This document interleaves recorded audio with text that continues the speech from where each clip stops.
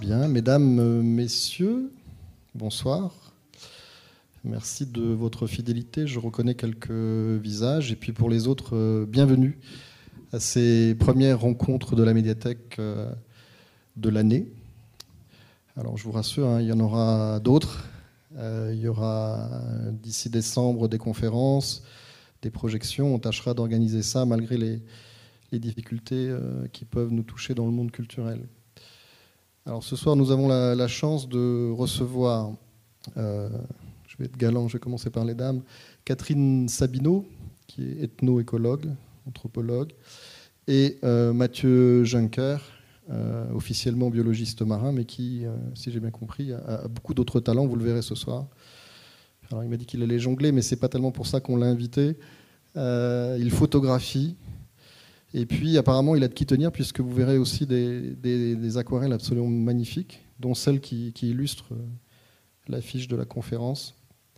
Aquarelle de Bertrand Juncker, son papa. Cette conférence s'inscrit dans on va dire, dans la lignée d'une autre opération, qui est une exposition qui, d'ailleurs, a toujours lieu au Centre culturel de Chibaou, en l'occurrence en salle Kavitara, des récifs et des hommes pêcher pour exister.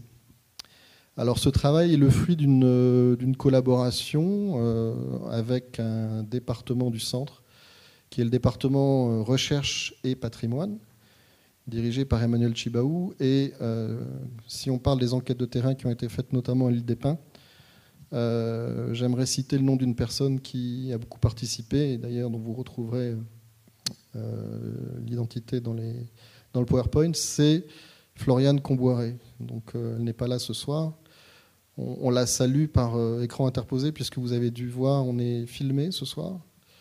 Ce qui veut dire que le partenariat qu'on a avec la chaîne Calédonia a été reconduit.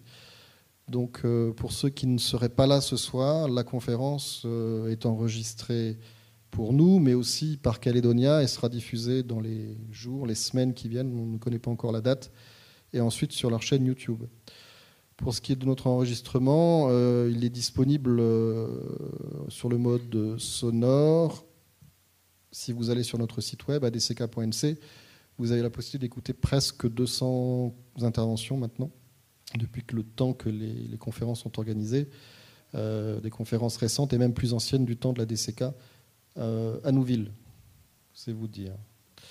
Donc ce soir, il sera question de pêche et de pêcheurs, pêche sous toutes ses formes. Vous verrez hein, sur le mode récréatif, nourricier, coutumier et j'en passe. Je ne vais pas déflorer le sujet, puisque c'est un peu la raison pour laquelle on a fait venir Mathieu et Catherine. Je voudrais juste signaler qu'au terme de cette conférence, qui durera 3-4 heures, d'après ce qu'on a dit, vous pourrez évidemment intervenir. On sera deux de part et d'autre de la salle à vous proposer un micro pour que votre question soit entendue d'un côté, mais surtout enregistrée. Et puis que, par rapport aux défis qui leur sont posés, ces messieurs dames puissent répondre du mieux qu'ils peuvent. Une dernière petite chose, alors on n'était pas situé au même endroit, mais devant la salle Sissia, vous avez également une table avec de la documentation. Cette documentation, elle est issue de la médiathèque du Centre culturel. Donc là, la documentation était censée illustrer le sujet de ce soir, mais bien entendu, il y a bon nombre de documents qui sont disponibles. Si vous allez sur nos catalogues, il y a plus de 45 000 notices qui sont accessibles, y compris en termes de collecte du patrimoine oral, d'iconographie ancienne, et j'en passe. Donc je vous invite à consulter ce catalogue, à venir nous voir, boire un café avec nous, je ne sais pas. Pour en connaître davantage sur le pays et la région qui nous entoure. Voilà, merci de votre attention et puis à tout à l'heure pour les débats. Je vous rends le micro.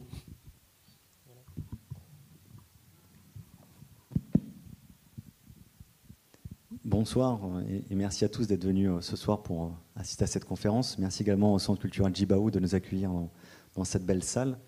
Donc le sujet effectivement de la conférence porte sur la pêche en milieu kanak. Et nos conférences qu'on anime, Catherine et moi, et une question qui certainement vous taraude depuis de nombreuses semaines, de savoir est-ce qu'il est seulement question de rapporter du poisson. On imagine un peu le suspense, et donc on comptait le lever en fait assez rapidement, parce que la réponse est non.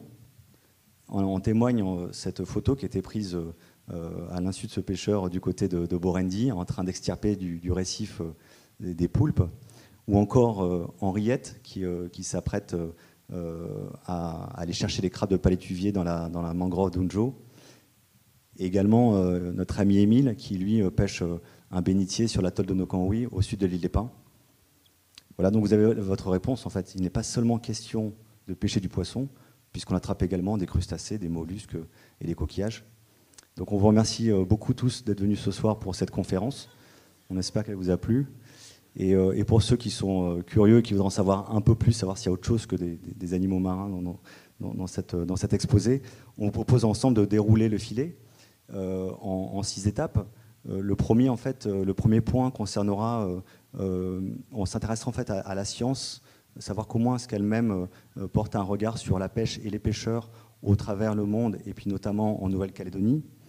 Ensuite, dans le deuxième point, Catherine se présentera, et puis moi, à savoir quel est notre parcours universitaire et qu'est-ce qui nous amène à porter un intérêt sur cette thématique de la pêche et des pêcheurs.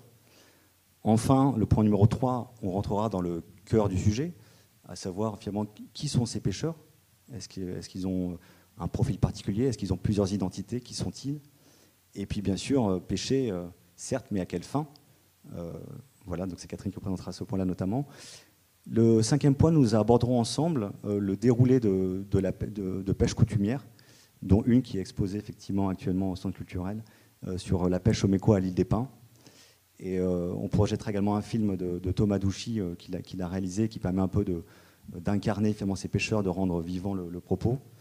Et puis enfin, on finira sur certaines pêches dont la pratique a disparu, il y a plusieurs générations maintenant, et d'autres qui se transforment, comme se transforme la société, qui évolue. Voilà. Et puis si vous êtes encore là, au bout de 3 heures donc, et que vous avez toujours passionné par la thématique, eh bien on suggérera quelques pistes pour approfondir voilà, vos connaissances sur cette matière-là. Donc, premier point, pêcheurs sous le regard de la science. Alors, admettez que lorsqu'on parle de pêche, c'est souvent la victime qui vous intéresse. Et on a finalement en mémoire l'un et l'autre d'avoir X fois entendu, en faisant des enquêtes auprès des villages ou des tribus, j'ai un dawa, il était gros comme ça, celui que j'ai attrapé. Ou bien, c'était un banc, mais il y avait des picots partout, c'était damé. Ou encore, des langoustes sur la grotte, celles qui sont rouges avec des petits points blancs. Et j'en passe.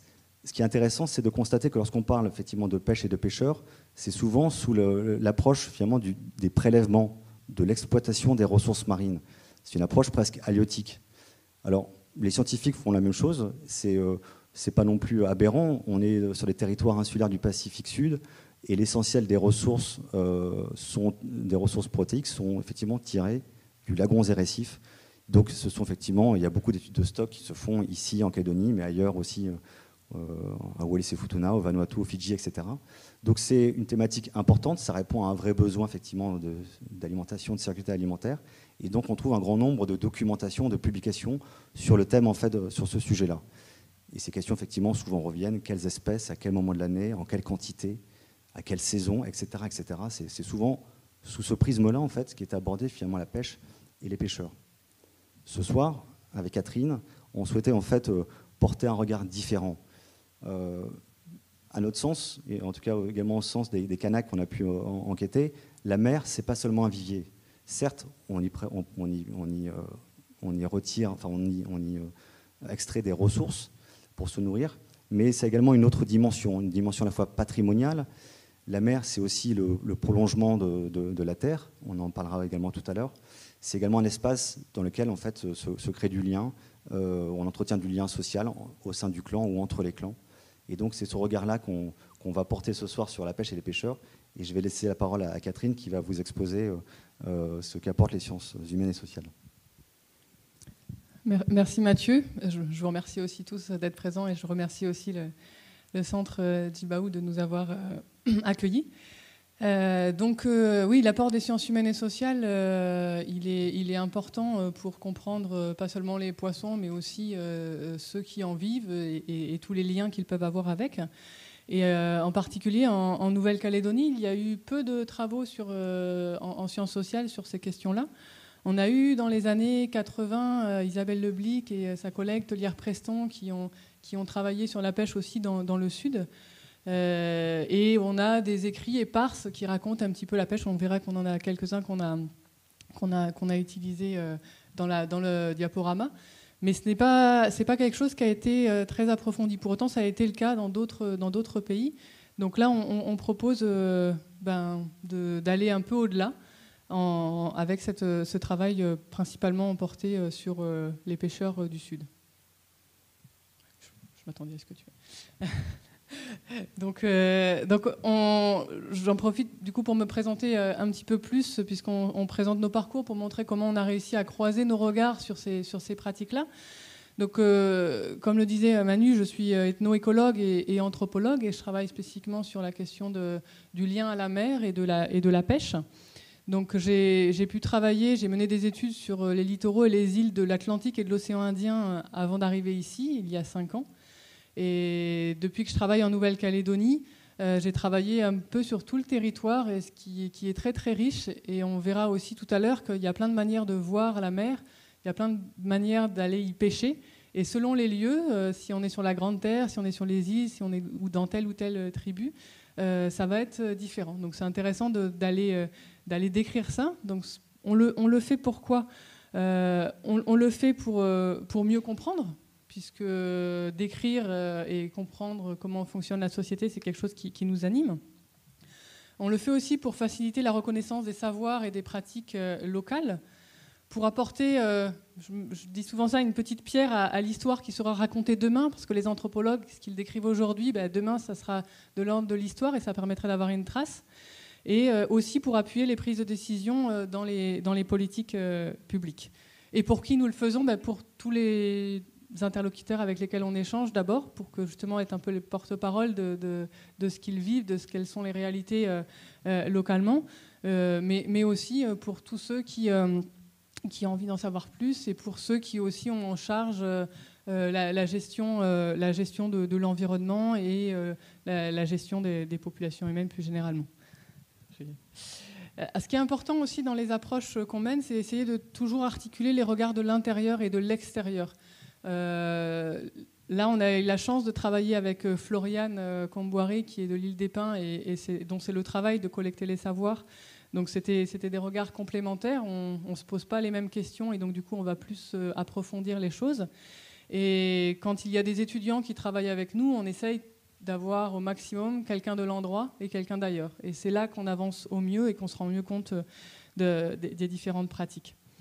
Et enfin, cette petite cette petite phrase qui apparaît à la fin, là, tous les entretiens mènent à la pêche. J'ai beaucoup travaillé sur des travaux qui visaient à comprendre la pêche. On en parlera un petit peu plus tout à l'heure de certains. Mais j'ai aussi travaillé sur d'autres choses liées à la mer, ou liées aux savoirs locaux. Et il s'avère que tous les entretiens menés ici en Calédonie, je pense qu'il n'y en a même pas un, j'ai réécrit tout, mais je pense qu'il n'y en a même pas un qui n'aborde pas la pêche. Donc c'était intéressant de se croiser autour de cette question-là, puisque là on avait un passionné de pêcheur. Oui, mais je sais qu'il y en a un certain nombre dans la salle de pêcheurs également. Donc voilà, un parcours différent. Moi, effectivement, au travers de ma formation de biologiste marin, j'ai certainement eu le travers d'observer le récif et d'écouter les pêcheurs avec finalement un esprit scientifique cartésien.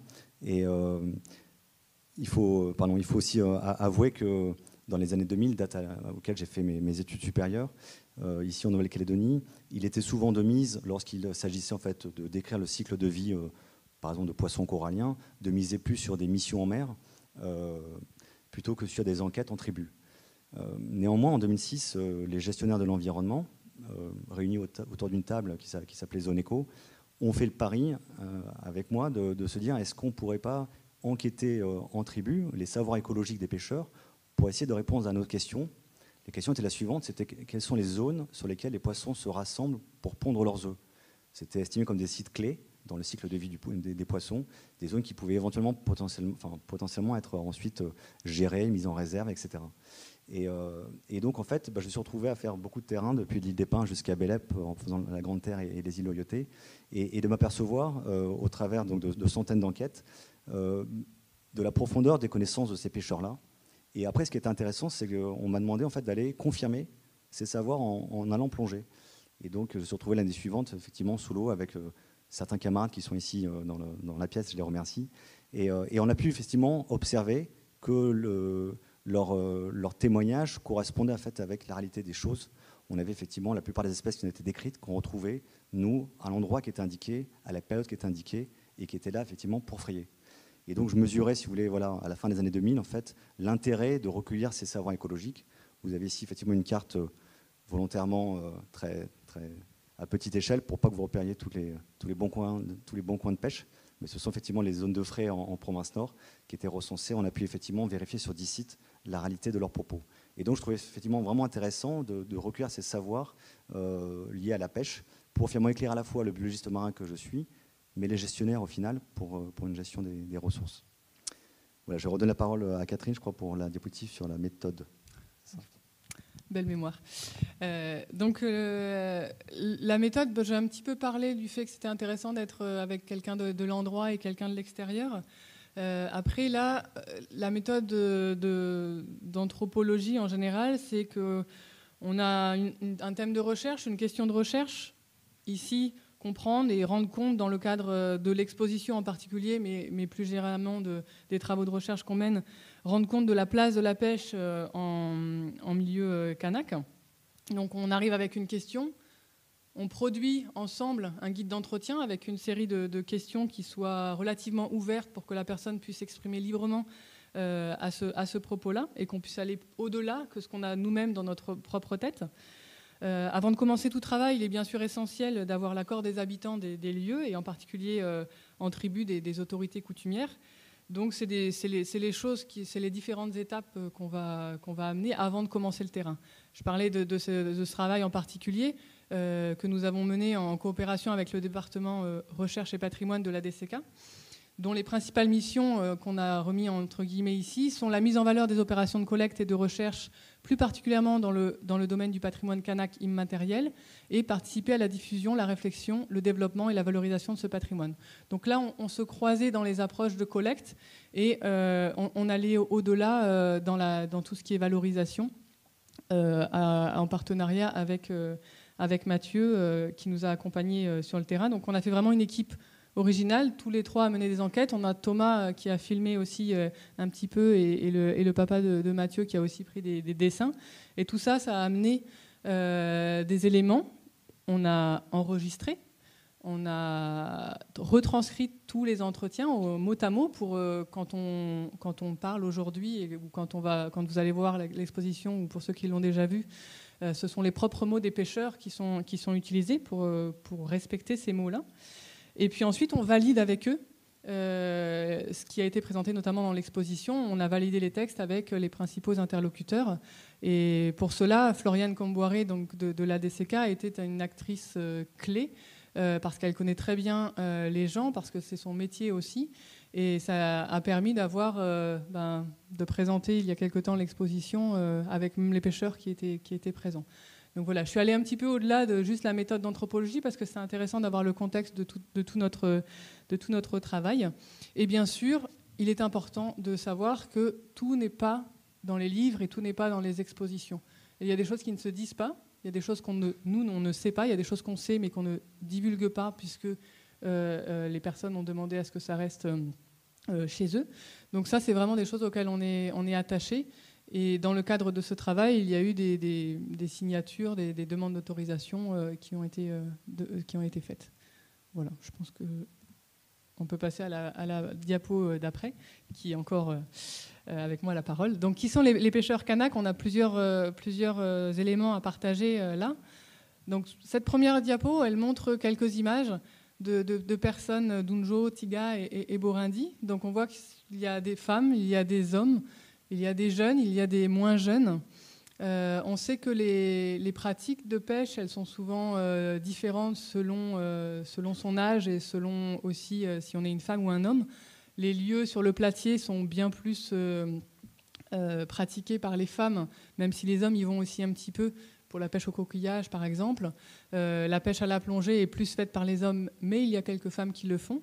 Donc c'est intéressant de voir que selon les lieux où on est, selon la famille dans laquelle on est né, selon les moyens qu'on a à sa disposition, on va être en lien avec le récif et aller pêcher de manière différente. On apprend. On apprend pour pouvoir pêcher et bien souvent on apprend en regardant, en pratiquant. C'est les premiers mots vraiment que les gens sortent. D'abord je regarde et après je fais. C'est vraiment, et ça c'est quelque chose qui, j'en reparlerai tout à l'heure, mais c'est quelque chose qui n'est pas unique ici en Calédonie et non plus unique aux pêcheurs kanaks. Bien souvent d'abord il y a un apprentissage en regardant, en pratiquant. Et selon les pêches on y va plus ou moins jeune.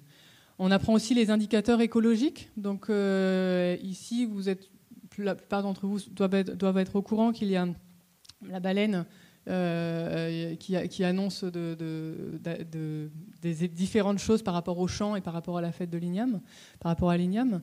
Mais il y a aussi des indicateurs écologiques, des floraisons sur Terre qui vont annoncer que tel poisson apparaît. Donc ça, c'est des choses que les gens connaissent et transmettent de génération en génération. J'ai mis une petite citation d'un pêcheur de Kumak là, qui montre les savoirs écologiques fins que chacun a, en particulier là, par rapport à la pêche des grosses sardines. En dessous des sternes, il y a des anchois et donc des thasards. En dessous des pétrels, il y a des grosses sardines.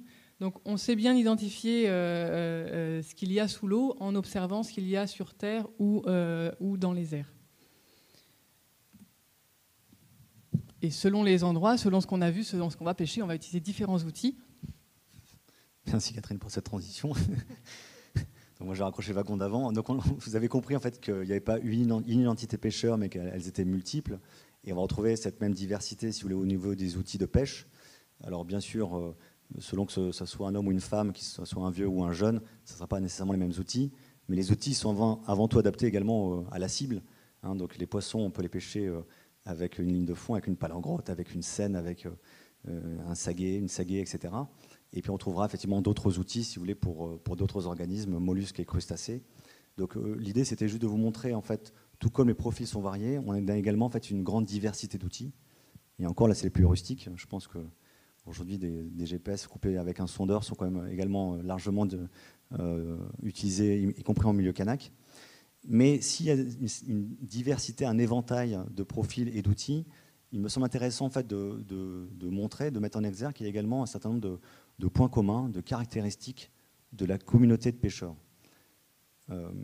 Et le premier point, c'est le coin de pêche. Alors le coin de pêche, je pense que chacun a sa définition. Je l'ai cherché dans le dictionnaire, mais je ne l'ai pas trouvé. Donc il faudrait interroger ici les nombreux pêcheurs dans la salle. Donc on pourrait peut-être quand même convenir qu'un coin de pêche, c'est comme là en fait, où on est quasiment assuré quand on y va, de trouver du poisson, ou en tout cas ce qu'on y cherche. Voilà, donc généralement, on n'a pas un coin de pêche, mais plusieurs. Et ces coins de pêche, lorsqu'on vient effectivement taper dans un coin de pêche, l'exploiter, il est habituel de le laisser plusieurs semaines, voire plusieurs mois, qu'il se réapprovisionne avant de retourner dessus. Voilà, donc les coins de pêche, je veux dire, c'est pas spécifique aux pêcheurs kanak, mais c'est quelque chose effectivement qui est quand même bien admis, et la plupart des pêcheurs ont leur coin de pêche. Ce qui est intéressant, c'est que ces coins de pêche, ils sont également associés à une connaissance du milieu. Et là, sur la photo du bas, sur cette diapositive, vous constaterez en fait que c'est une algueraie au sud de l'île des Pins. Et en fait, ces algues, elles sont consommées par des poissons qu'on appelle les mécois, le canos pour les scientifiques. Et en fait, les pêcheurs nous ont raconté qu'ils venaient carrément faire des sillons. En fait, en broutant les algues, on voit leur passage avec des sillons. Ce qui en fait est assez surprenant, c'est qu'on nous dise que des cochons sont passés dans une forêt et qu'on voit leurs marques au sol, qu'ils ont retourné à la litière. A priori, tout le monde le sait. Savoir effectivement que des poissons, on peut les suivre à la trace et leurs sillons, voilà, ça témoigne en tout cas d'une bonne connaissance, ne serait-ce que des zones de nourrissage de ces poissons. Le deuxième point, qui n'est pas non plus une révélation, c'est que lorsqu'on part pêcher, effectivement, on est quand même assez attentif aux conditions, en tout cas généralement on l'est, lorsqu'on a un bon pêcheur. Et donc il y a effectivement les questions de météo. Donc, sans consulter nécessairement le site de météo.nc. En tout cas, vous irez quand même voir quelle est la force du vent, quelle est son orientation, ou encore quelle est la nébulosité, la lune ou le soleil, mais également bien sûr l'état de la mer, la marée, le courant, sa direction, la houle, etc. Bref, vous allez finalement définir le coin de pêche sur lequel vous sortez en fonction de ces paramètres environnementaux, basiquement. Ce qui est plus intéressant dans le cas de cette conférence, c'est qu'on remarque en fait qu'il y a une répartition, si vous voulez, des pêcheurs dans l'espace.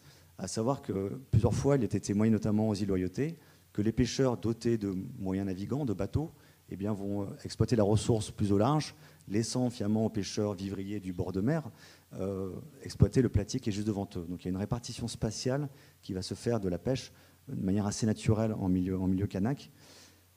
Et une notion qui est très forte et qui est vraiment cruciale, en fait, c'est la notion en fait, de coin, de lieu autorisé. La perception effectivement kanak et que, comme on l'a dit tout à l'heure, le récif est le prolongement en fait, de la terre. Et de fait, il y a des propriétés également foncières en mer. On ne va pas ouvrir le débat sur le domaine public maritime, j'en vois qui sourit là-bas. Mais en tout cas, c'est cette perception-là, en fait, c'est que le récif qui est effectivement là-bas est sous la propriété de tel clan ou de telle tribu. Et donc, on va y pêcher parce qu'on est effectivement chez soi. Éventuellement, on n'est pas chez soi, mais en fait, on a demandé l'autorisation à un autre clan, un clan allié ou à une autre tribu, de pouvoir pêcher là pour un événement particulier. Et donc, de fait, si vous êtes autorisé, vous pourrez aller pêcher là-bas.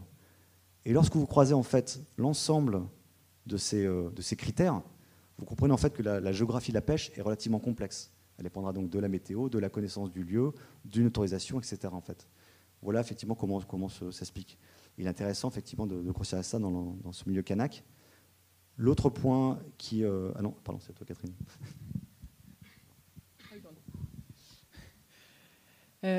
L'autre point, j'avais pas la transition comme ça. Moi, en fait, on a vu des visages, on a vu des outils et des techniques, mais ces pêcheurs, ils se définissent aussi par les liens qu'ils ont avec l'océan, avec les autres humains et aussi avec les non-humains. L'océan, il a en fait une valeur, il a un sens qui va bien au-delà des ressources halieutiques qu'il offre aux hommes. Il est aussi un monde invisible qui est habité par des esprits, des ancêtres, des chemins des morts. Certains d'entre vous connaissent bien cela et d'autres en ont peut-être entendu parler. En tout cas, c'est un lieu qui fait le lien entre les gens. Il y a des clans qui s'identifient à un élément qui n'est pas humain et qui est présent dans l'océan, qui peut être végétal comme animal. Et donc ça peut être le requin, la carangue, le maquereau. On en reparlera un petit peu tout à l'heure, mais ce qui est intéressant de savoir, c'est que tout fonctionne dans la société kanak de manière dualiste, c'est-à-dire par deux. Hommes et igname sont liés, femmes et cocotiers, feu et eau, sec et humide, requin et carangue, baleine et igname, tortue et igname, et j'en passe. Et on voit que des fois, il y a des éléments de la mer et des éléments de la terre. Donc ça fait aussi le lien avec ce que disait au démarrage Mathieu sur le lien terre-mer et le fait que c'est quelque chose qui n'était pas délimité comme dans les institutions publiques et qui pose parfois des petits soucis de tension, on va dire, parce qu'il y a des tensions autour de ces questions de légitimité. En tout cas, ce qu'il faut retenir, c'est que respecter les lieux et les êtres qui les habitent, c'est un devoir pour tous. Et les pêcheurs qui ont un lien encore plus fort à la mer, pour eux, ils ont toute une connaissance sur ces marques de respect, ces normes qui accompagnent les pêcheurs. Et on en a juste quelques exemples à partager. Je vais relaisser la parole à Mathieu pour ça. Oui, donc on va commencer par le respect des lieux. On va prendre comme exemple, au large de Point d'Imier, il y a un îlot qui s'appelle l'îlot Fotaba. Il appartient en fait à la tribu de Pahama et au clan Pomo. Et lorsque vous allez en fait pêcher dans la région de cet îlot-là, en fait, vous devez débarquer sur l'îlot pour rencontrer le bernard l'ermite que vous voyez illustré ici. Donc c'est un bernard l'ermite terrestre qui est rouge avec des soies assez bien marquées, qui est assez commun là-bas. Il n'est pas tout seul sur son îlot, ils sont plusieurs. Et certainement, en fait, il incarne l'esprit des ancêtres. Et donc, vous allez effectivement débarquer sur l'îlot et non pas vous demander l'autorisation, mais vous l'informer de votre activité. Voilà, je viens. Alors, ils disent effectivement, enfin, les pêcheurs, c'est le témoignage d'André qui est en photo, ils parlent non pas de discussion habituelle entre les hommes, mais de conversation silencieuse. Ce sont ses propos. Et donc, s'engage une conversation silencieuse où, en fait, on vient expliquer au bernard l'ermite qu'on a emporté la seine là, dans le bateau et qu'on voudrait aller pêcher quelques dawas sur le platier de l'îlot. Et puis, en fait, de laisser ensuite, généralement, quelques reliefs de son repas pour nourrir le bernard l'ermite. Et ainsi, une fois effectivement que cet acte a été fait, ce geste en fait, qui marque un respect vis-à-vis des ancêtres, vous avez apparemment de fortes chances d'avoir une pêche fructueuse. Un exemple en fait, un peu similaire qu'on a recueilli à l'île des Pins est celui en fait, qu'il est formellement interdit de jeter quoi que ce soit par-dessus une pirogue. Alors, bien sûr un détritus, mais ça peut être aussi un caillou, ça peut être aussi de la nourriture ou autre chose. Et ces deux exemples, qu'ils soient pris finalement sur un îlot ou sur la mer, marquent le respect le respect pour la mer et surtout pour tout ce qu'elle contient, qui soit visible, ou comme disait Catherine, en fait, qui soit invisible, l'esprit en fait, des ancêtres. C'est quelque chose d'extrêmement fort, en fait, de ce respect qui est revenu en fait, régulièrement dans nos entretiens. L'autre point que j'ai découvert et que je trouve assez rigolo, on va dire, c'est effectivement le respect des habitudes alimentaires. Il faut savoir que lorsque vous allez à nouveau dans la région de Pointe-d'Imier, comme disent les pêcheurs, il n'y a pas de souci si vous embarquez avec vous sur le bateau des litchis, une mangue, un pamplemousse et même certains tubercules. Ça ne pose pas de problème. En revanche, ils nous ont mis en garde, jamais, ils mettent dans les yeux, hein, jamais vous emportez un ananas. Et encore moins, en fait, des pommes canaques ou de la canne à sucre ou des bananes mûres. Une banane verte, ça passe, mais pas une banane mûre. Et les oranges, elles ont un statut particulier. Vous pouvez emporter des oranges si c'est les vôtres, mais si sur le chemin qui vous mène à votre bateau, vous croisez quelqu'un qui vous propose des oranges, il faut les refuser parce que lui reste à terre, il sera peut-être jaloux de vous savoir partir en mer, et en fait, elles vous porteront peut-être malchance. Voilà. En tout cas, c'est ce qu'ils disent. Il t'arrivera des ennuis quand tu seras en mer, et apparemment, ils en ont connu un certain nombre. Si bien qu'on retient en fait de cette diapositive, qui est en fait également le respect et qui finalement se traduit sous forme de code alimentaire, que si un jour vous êtes amené à embarquer en mer avec des pêcheurs, eh bien, effectivement, mieux vaut connaître les plats régionaux, parce que ces normes qui sont entre guillemets celles de Pointe-d'Imier sont également très différentes de celles que vous trouverez à l'île des Pins ou au Véa. En fait, il y en a d'autres. Il y a d'autres habitudes alimentaires. Il faut juste en fait les connaître. Mais ça fait partie en fait un petit peu, si vous voulez, c'est l'apanage des pêcheurs, c'est la communauté avec ces normes-là. L'autre diapositive, en fait, c'est la seule qu'on n'a pas réussi à illustrer. On a cherché à faire des photos et en fait, on n'y est pas parvenu, donc je m'excuse en fait. Mais il paraît-il que l'abstinence en fait est gage de succès pour la pêche. Et donc les pêcheurs, généralement la veille du départ en mer, s'abstiennent en tout cas d'aller voir des femmes. C'est ce qu'ils prétendent. Et apparemment la pêche est d'autant meilleure. Voilà. Par contre, je pense qu'après avoir pêché, il est possible de... Et la dernière diapositive. Donc voilà, donc en fait, c'était également, comprenez dans cette diapositive, c'était également en fait une sorte de marque de respect en fait avant de partir en mer. Voilà. On est déjà en fait en mer. Ce point-là, en fait, c'est pas une norme, c'est plutôt en fait une caractéristique commune qu'on a retrouvée chez les pêcheurs canaques, que ce soit des îles ou de la Grande Terre, c'est la discrétion. On ne roule pas des mécaniques lorsqu'on part pêcher. On ne dit pas demain je vais aller pêcher. Au contraire, c'est en toute discrétion, c'est sur la pointe des pieds. Et notamment ici, on est à Pundaouia, en fait, c'est-à-dire dans la baie de Saint-Joseph, au sud de l'île des Pins. La pêche au mécois dont on parlera tout à l'heure, elle se fait vraiment. Les pirogues partent à l'aube, quelquefois même la nuit, avant que le jour se lève. Et lorsque les autres clans terriens en fait, se réveillent, mais ils voient que les pirogues sont déjà loin. Et donc, en fait, voilà, c'est apparemment une condition nécessaire pour également faire une bonne pêche, c'est de pas venir finalement fanfaronner, comme ils disent. On a trouvé également un autre témoignage qui a un siècle dans un ouvrage de l'Oblique. C'est Emma Hadfield qui raconte en fait à Lifou, cela portait malheur d'offrir à un pêcheur de porter son panier, de vouloir aller avec lui ou de lui demander quand est-ce qu'il comptait rentrer. Agir comme cela provoquait de la malchance et sûrement un panier vide. Voilà, donc ça, en fait, c'est assez intéressant voilà, de voir que le constat aujourd'hui finalement est peu différent de celui d'hier. Et en fait, on rentre un petit peu, si vous voulez, dans le caractère superstitieux des pêcheurs, et qui n'est pas forcément effectivement le propre des pêcheurs canaques. On n'osera pas dire le nom de lapin, on n'osera pas siffler sur un bateau russe, on n'osera pas effectivement trinquer sur d'autres bateaux. En fait, ça fait venir le vent. Enfin, il y a d'autres malheurs qui peuvent arriver. Voilà. Bon, en tout cas, on retrouve en Nouvelle-Calédonie également cette caractéristique. Et avant de passer à la diapo suivante, c'est aussi ces pratiques d'être discret, de respecter certaines normes. C'est une norme aussi d'être discret dans le sens on doit le faire pour que ça marche. C'est quelque chose aussi qui est encore plus amplifié quand c'est des espèces à forte valeur, quand il y a des pêches coutumières ou autres, c'est des choses où on va encore plus être attentif à respecter cela, en particulier pour l'abstinence d'ailleurs. Les chasseurs de roussettes aussi ont des normes similaires par rapport à ce qu'il faut manger. Quand on va au champ aussi, qu'est-ce qu'on amène ? Enfin, tout ça, c'est assez bien réglé. Et c'est quelque chose qui est important de connaître quand on est quelque part. Parce que même si, que l'on soit kanak ou pas kanak, bien souvent, ces normes-là, elles sont bien connues par tous les gens qui habitent le lieu. Et quand on va ailleurs, on va demander c'est quoi chez vous, comment on fait. Et bien souvent, c'est le même type de normes, mais ça va toucher d'autres aliments, d'autres espèces, d'autres... il faut pas que tu fasses... Donc voilà, et cette diapo-là qu'on a intitulée « Normes d'ici et normes d'ailleurs », c'était aussi pour reprendre un petit peu du recul par rapport à tout ce qui se fait sur la planète dans le monde des pêcheurs, on va dire. Comme le disait Mathieu, il y a des choses à ne pas dire sur les bateaux. Et au niveau des pêches, les petits points qu'on a relevés ici sur les normes avant d'aller pêcher et celles en mer, on les retrouve bien souvent chez tous les pêcheurs du monde. Elles vont être légèrement différentes, mais il va y avoir des normes. C'est quand même un monde qui est moins stable que la Terre et où c'est encore plus, je trouve que c'est encore plus présent et encore aujourd'hui l'absolue nécessité de les respecter pour que tout se passe bien.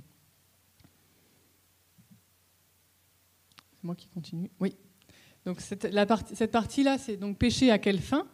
Donc bien que ce soit moi qui la présente, le jeu de mots est de mon voisin, c'est lui le plus fort en jeu de mots.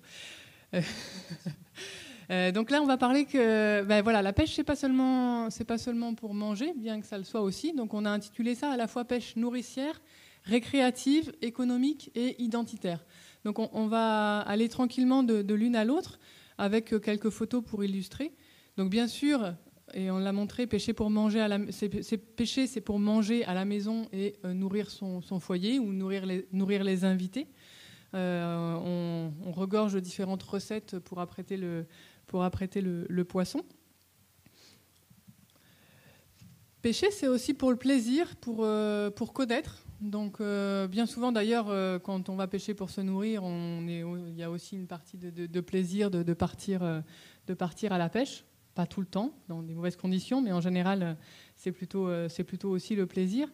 Et c'est aussi ces moments où on prend le temps aussi pour connaître, pour observer, pour remarquer des changements. Donc les pêcheurs, ils ont des savoirs écologiques, comme le disait Mathieu au départ, sur lesquels il a travaillé il y a quelques années dans le cadre de Zone Éco.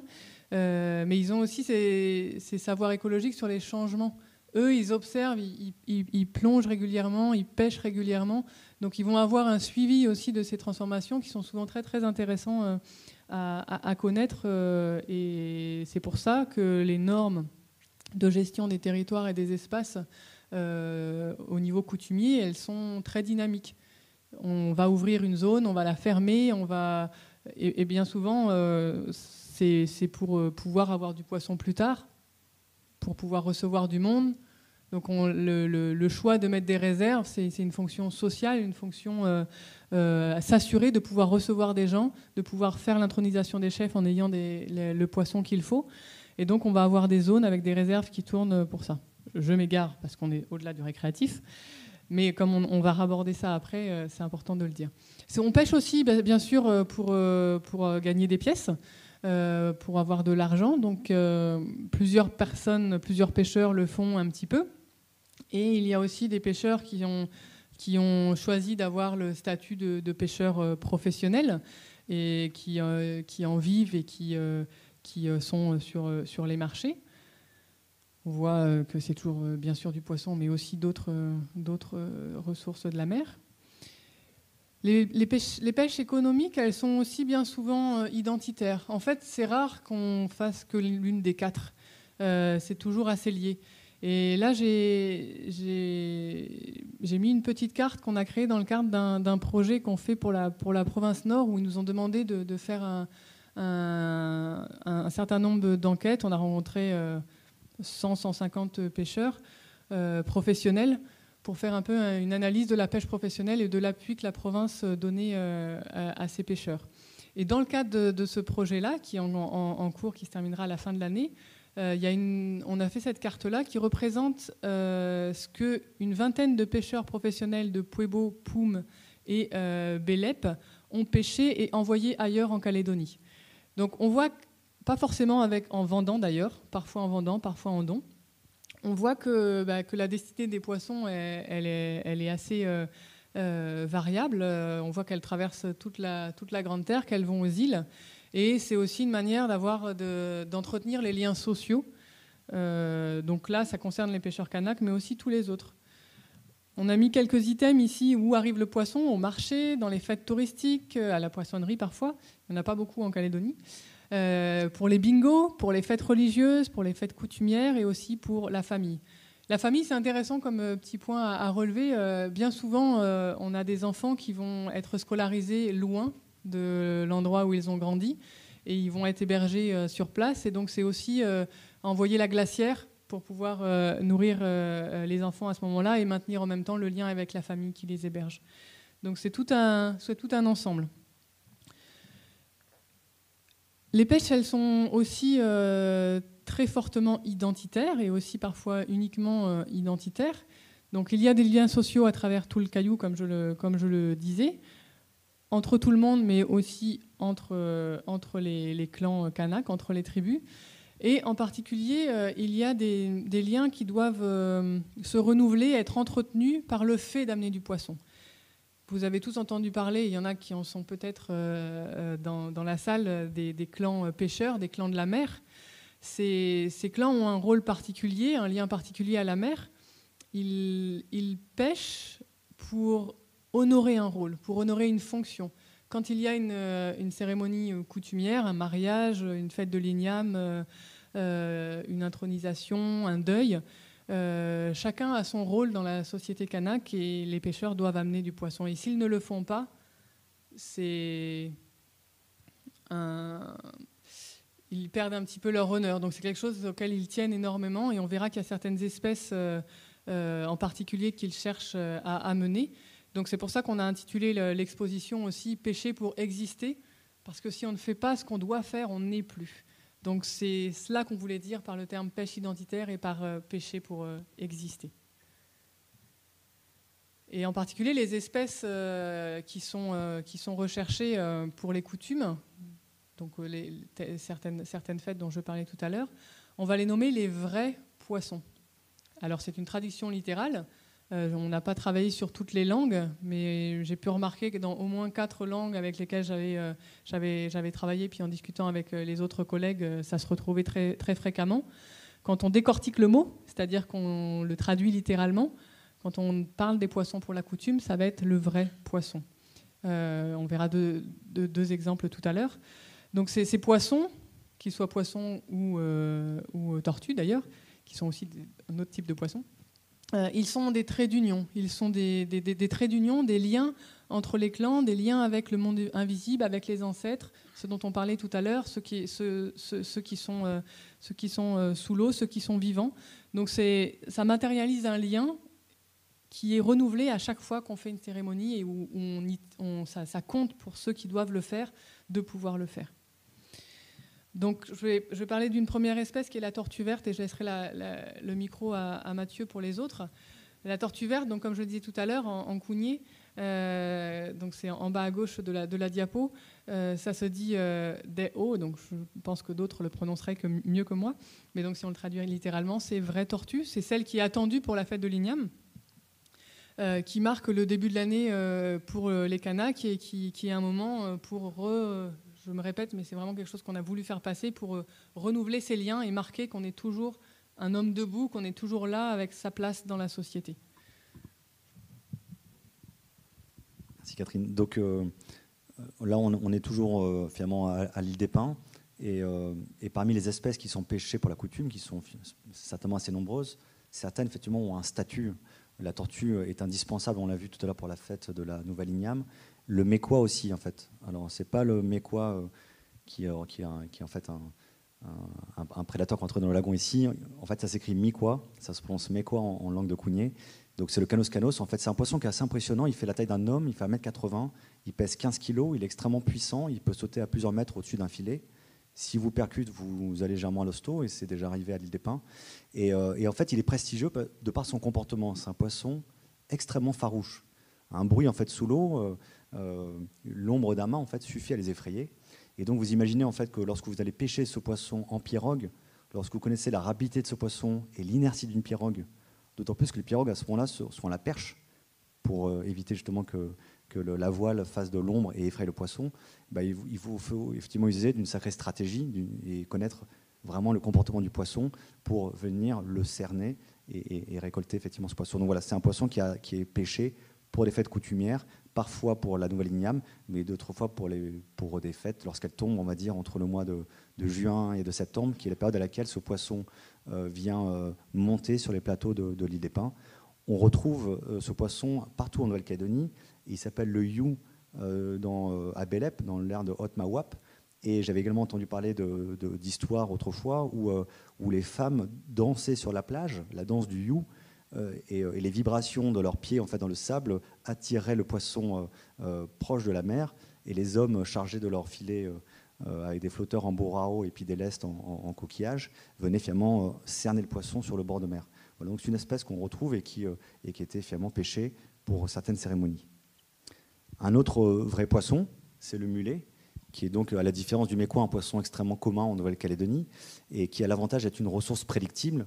Ce poisson, en fait, il y a des endroits sur lesquels en fait, il se développe et vous êtes quasiment sûr de le trouver là et toujours là. Et donc, il est également recherché pour la fête de la nouvelle igname, ici, comme l'illustre la photo. Voilà, c'est un poisson, je vous dis, qui a l'avantage en fait, que même lorsqu'il fait mauvais, lorsqu'il y a du gros temps et qu'on ne pourra pas aller pêcher en fait, ce qu'on veut, on le trouve dans des fonds de baie, on le trouve dans des endroits abrités, donc entre guillemets, il peut toujours être pêché. Enfin, la dernière espèce qu'on vous présente, c'est le dawa, donc, qui est bien connu effectivement de la Nouvelle-Calédonie et en particulier également dans le sud. C'est une espèce dont on entend beaucoup parler du côté d'Yaté, à Touaourou-Goro, tout comme à l'île des Pins, et qui également accompagne la cérémonie coutumière. Bon, on nous a dit, en fait, on nous a raconté qu'il était quand même a priori moins prisé que le mécois, moins prestigieux, mais il présente en fait l'avantage d'avoir la même hauteur de corps, c'est-à-dire, c'est ça la hauteur de corps en fait, que le mécois. Et donc, si vous revenez bredouille du mécois, avec le même filet, vous pouvez éventuellement attraper des dawas. Voilà, donc c'est un poisson qui s'attrape également pour ses pêches coutumières. Retenons de ces 4 espèces, la tortue, le mécois, le mulet et le dawa, en fait, que ce sont des espèces qui peuvent fournir une chair abondante. Une tortue, une grosse tortue telle que celle qu'on a vue sur la plage, ça peut nourrir une centaine de personnes. Les poissons dont on parle, ce sont des poissons grégaires qui vivent en banc. Et donc, si vous cernez un banc, vous êtes tout à fait en fait, à même de pouvoir nourrir une tribu entière, quelques centaines de personnes éventuellement. Voilà. Et donc, ce sont effectivement ces espèces-là qui sont en particulier visées pour des cérémonies coutumières. Le 5e point, en fait, il porte sur le déroulé de la pêche. Donc, je vais en parler rapidement, et puis ensuite, on projettera un petit film qu'a réalisé Thomas qui dure 7 minutes. Alors, le déroulé de la pêche, il faut savoir d'abord qu'on va parler de pêche coutumière. Je regarde le timing. Voilà. On va parler de pêche coutumière. Il faut savoir en fait qu'elles sont multiples, que ce n'est pas une espèce ni un outil, ce sont différentes espèces et différents outils. Ici, ils sont illustrés sur ces quelques aquarelles. À gauche, vous avez la pêche à Mafatou, qui sont des falaises au sud d'Ouvéa, sur lesquelles les pêcheurs autrefois attrapaient des maquereaux à l'aide de gaules. Au milieu, vous avez en fait un radeau sur une rivière qui s'appelle Lunga, du côté de Gomène, et les mulets effrayés par les hommes et les femmes qui faisaient du tapage autour, sautaient sur le radeau et se faisaient assommer. Et puis à droite, vous avez la pêche à l'île des Pins avec un repérage du banc de mécois depuis le sommet du mât. On comprend bien effectivement donc, différentes espèces, différentes techniques, mais là encore, on trouve un certain nombre de points communs. Une pêche coutumière, c'est une pêche qui est collective. Elle intéresse en fait un groupe de personnes, qui peut effectivement être un clan, plusieurs clans, une tribu. C'est pas une pêche qui s'improvise, la pêche coutumière. Elle est en fait organisée, elle est préparée longtemps à l'avance. Et cette organisation, c'est également en fait une des spécificités, on va dire, des pêches coutumières en milieu kanak. Et puis enfin, et ça Catherine a assez insisté dessus, je vais pas revenir. Enfin voilà, elle porte un sens en fait qui dépasse, vous l'avez compris, le simple fait de rapporter du poisson. Voici pour ces pêches coutumières. Et donc l'exposition au Centre culturel Djibaou, elle traite en fait de la pêche au mécois notamment. Ici, vous avez une frise en fait. Retenons simplement que on a vu que ce poisson, donc on allait le pêcher tôt le matin sans faire de bruit en partant en pirogue, souvent accompagné aussi de bateaux à moteur. Lorsque effectivement le poisson est repéré sur le récif, les pirogues se mettent à couple et attachent en fait ensemble leur filet. Et c'est un point sur lequel en fait je voulais insister ici. C'est vraiment une symbolique assez forte. C'est vraiment attacher les filets, c'est créer du lien en fait entre les membres du même clan. Et pêcher un mécois, en fait, il faut des très longs filets parce que c'est un poisson très rapide. Donc plus on a de filets, plus on a le temps de le cerner, ce poisson. Voilà. Et donc, une fois effectivement qu'il est cerné, que les filets sont attachés, eh bien, il faut effectivement le capturer. Voilà, donc il se fait carrément un bras-le-corps, c'est aussi assez étonnant, ou quelquefois avec une sagaie ou un fusil harpon. Et enfin, il est ramené à terre où il est distribué. Et également, ça c'est un point fort en fait, des pêches coutumières, c'est qu'il est distribué avec généralement en fait, une part pour la grande chefferie ou l'autorité coutumière. Donc à l'île des Pins, en fait, le débarquement se fait à proximité, on va dire, de la grande chefferie en baie de Saint-Joseph, à côté de la baie de Saint-Maurice. Et ensuite, les autres tribus de l'île des Pins, elles sont 8, sont également en fait approvisionnées dans ce poisson. Et enfin, les pêcheurs, qui eux-mêmes étaient sur les pirogues. Voilà, donc il y a vraiment, si vous voulez, un partage en fait, de ce poisson-là. Et par ce partage-là, il y a une réaffirmation de dire voilà, je suis effectivement le clan de la mer, je suis Bodje, et donc en fait, je viens effectivement distribuer ce poisson-là, je joue ce rôle-là. Voilà, je vous propose donc, sans plus attendre, de regarder voilà, le film qui vient illustrer cette pêche-là. Alors simplement un petit mot en introduction, les premières images datent de 88. Elles ont été réalisées par Claude Bretigny, qui n'a pas pu être là ce soir, mais qui pense à nous. Et voilà, et donc on a un regard un peu rétrospectif. Merci.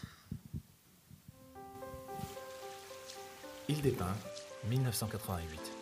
Des hommes cherchent le poisson du ciel, le mekwa. L'espèce se rapproche des côtes à la fin de l'été. Les pêcheurs connaissent ces migrations. Ils guettent l'arrivée du poisson pendant des jours, des semaines. Quand ils le voient monter sur le récif, les pirogues partent à sa poursuite. Pêcher le mekwa n'est pas donné à tout le monde. C'est un poisson qui a la réputation d'être farouche, puissant et rusé. Même cerné, il peut s'échapper et parfois devenir dangereux. C'est un adversaire de taille, un poisson de prestige que seul le clan de la mer, qu'on appelle les Bodje, peuvent pêcher.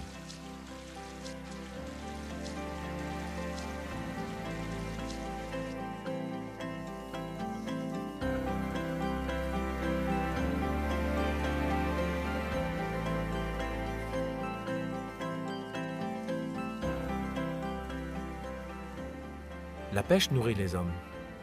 La pêche coutumière à l'île des Pins nourrit les relations entre les clans. Elle joue un rôle essentiel dans l'organisation de la société. Elle permet de renforcer les liens entre les clans au travers d'échanges.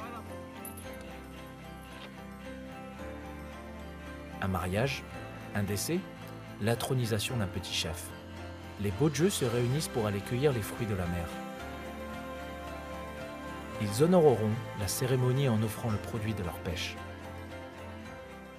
Quand on va à cette pêche-là, c'est le clan concerné qui va à la pêche. C'est pas tout le monde qui va à la pêche.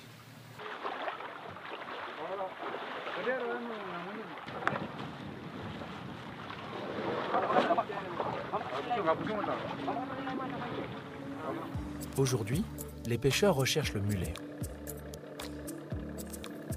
En mer, chaque étape a son importance. Le départ des pirogues de Pudawiya, la recherche du poisson, le lâcher du filet, le partage du poisson.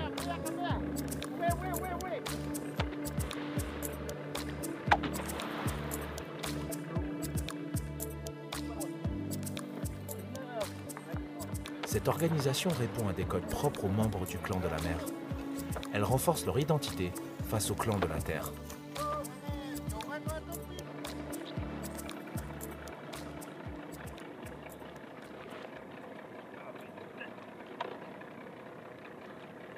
Notre champ, c'est la mer, et vice-versa. Les autres, ils font les champs d'igname, c'est un échange, au fait. Vous voyez, on arrive avec le poisson, eux, ils nous donnent les ignames pour nous, pour repartir à la pêche. C'est comme ça le temps des anciens. Mekwa, tortue verte, mulet et dawa sont des espèces avec un statut particulier à l'île des Pins. Elles sont appelées démé, ce qui signifie vrai poisson. Elles sont recherchées pour accompagner les vrais ignames lors des cérémonies importantes. Ces pêches coutumières rappellent aux autres clans la fonction des Bodje au sein de la société Kounié. Elles sont au fond des pêches identitaires. C'est notre coutume, pour ainsi dire, c'est verrouillé. Depuis que les anciens nous ont donné ça, c'est verrouillé. Avec la fête des ignames, on dit toujours, il y a la fête des ignames, il faut aller à la pêche. C'est notre travail d'aller. C'est ça le sens du partage, quoi. Chacun mange un peu une igname du travail des autres. Voilà, c'est le travail.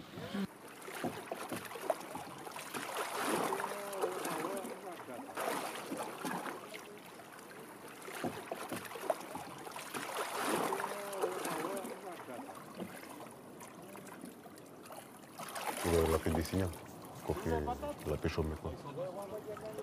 Ça fait partie de la coutume, c'est le complément de l'igname.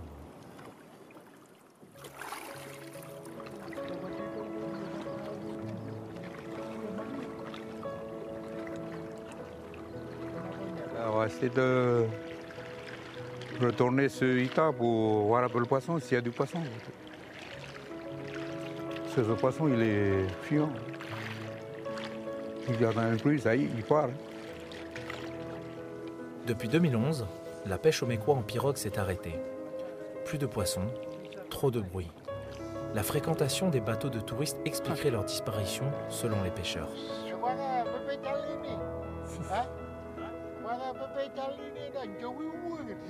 À la saison de mécois, tu arrives, tu vois le mécois. Et tu attends la bonne marée pour pouvoir poser le filet et l'attraper.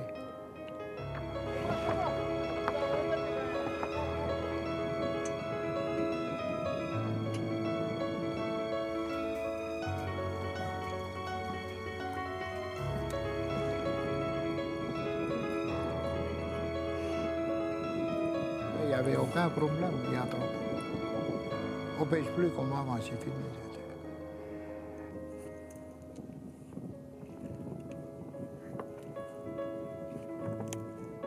La pêche au mécois, c'est une époque révolue, alors On peut le dire, oui.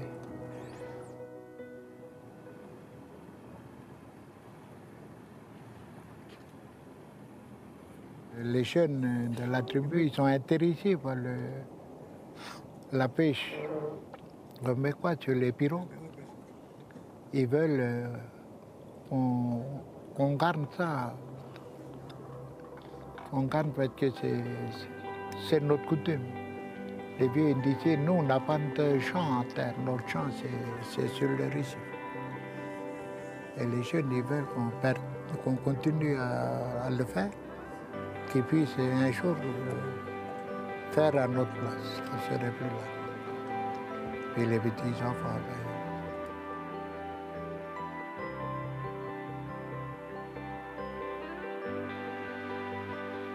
Pour de nombreux pêcheurs, la pêche coutumière au mécois est indissociable de la pirogue. Depuis quelques années, des jeunes montrent une volonté de se réapproprier les savoirs essentiels à la pêche en pirogue. Tout récemment, la Grande Chefferie a décidé d'interdire la fréquentation de l'atoll de Nokanwi, qui accueille d'habitude les mécois sur le chemin de leur migration. Cette mobilisation permet d'entrevoir un espoir que la pêche coutumière au mécois, ainsi que les valeurs qu'elle porte, traversent encore des générations.